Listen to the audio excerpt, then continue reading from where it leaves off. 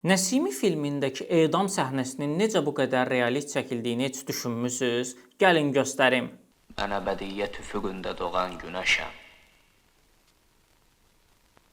Günəş qürub edəndə əlbəttə saralar.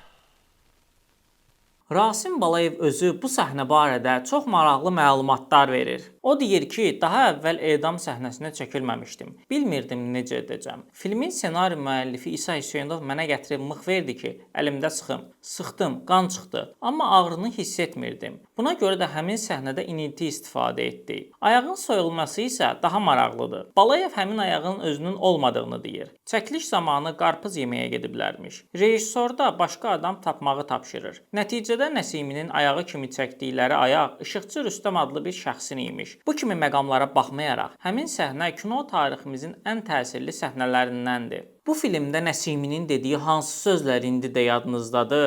Rəydə yazın.